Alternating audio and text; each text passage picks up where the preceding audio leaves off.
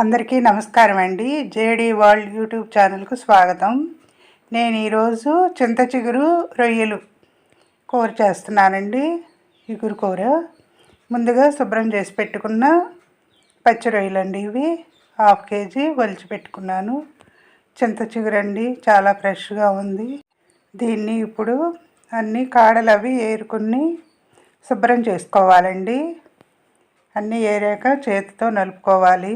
ఇది రేరుగా ఈ సీజన్లోనే దొరుకుతుందండి చింత చిగురు అనేది. చింత చిగురుతో చాలా వెరైటీస్ చేయొచ్చండి. అది ఈరోజు బాబు తీసుకొచ్చాడు, బయట అమ్ముతున్నారని ఒక 30 రూపాయలది పెట్టారంటండి. ఇది కూడా చాలా ఇప్పుడు కాస్ట్ ఉందండి.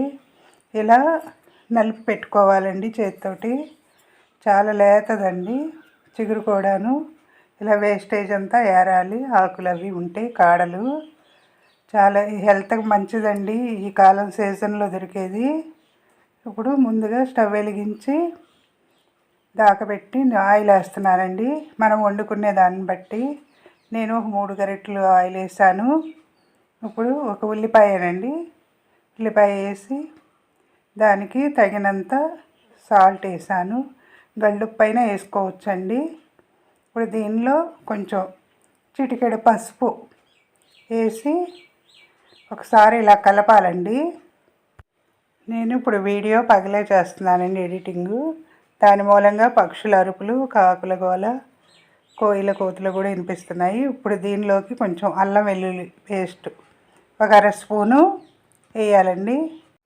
ఇప్పుడు దీనిలో ఒకసారి ఇలా కలిపి శుభ్రం చేసి పెట్టుకున్న పచ్చి రొయ్యలు ఉన్నాయి కదా, వేసుకోవాలండి. వేసి దానిలో ఉన్న నీరు ఇంకే వరకు కూడా కలిపి ఉడికించాలండి. అప్పుడు నీసు వాసన పోతుంది. ఇలా పెద్ద రొయ్యలేనండి అవి. కలిపి ఒకసారి మూత పెట్టి ఒక 5 మినిట్స్ ఆ నీరు ఇంకే వరకు ఎగరబెట్టాలి. ఇప్పుడు దీనికి తగినంత కారం వేసుకోవాలండి. నేనైతే 1 స్పూన్ వేస్తున్నాను. అంటే మనం తినే కారాన్ని బట్టి కొంచెం తగినంత వాటర్ పోసుకోవాలి. కారం ఎక్కువ తినేవాళ్ళు కొంచెం ఎక్కువ వేసుకోవచ్చండి. నేనైతే కొంచెం వేస్తున్నాను. తగినన్ని వాటర్ పోసి ఒక్క ఉడుకు రానియాలండి.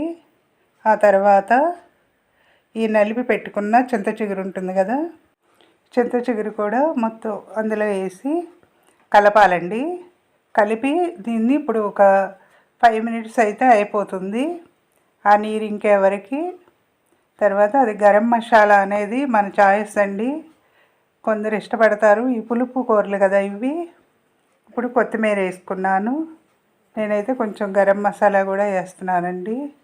వేసి కలిపి మూత పెట్టాలి. సబ్స్క్రైబర్స్ పెరగటం లేదండి, సబ్స్క్రైబ్ చేయండి. మరిన్ని వీడియోస్ చేస్తాను. లైక్స్ చేయండి. కొత్త వాళ్ళకు కూడా అవకాశాలు ఇవ్వండి. నేను చేసే వీడియోస్ ఎలా ఉన్నాయో కామెంట్స్లో పెట్టండి. మరిన్ని వీడియోస్ చేస్తాను. అయిపోయిందండి చింత చిగురు రొయ్యల ఇగురు కూర తయారీ. చాలా టేస్ట్ ఉంటుందండి. ఈ కాలం దొరుకుతుంది కదా విరివిగా చింత చిగురు అనేది. అయిపోయిందండి చింత చిగురు రొయ్యల ఇగురు. నచ్చితే లైక్ చేయండి, షేర్ చేయండి, సబ్స్క్రైబ్ చేయండి. మీ లక్ష్మీ కుమారి.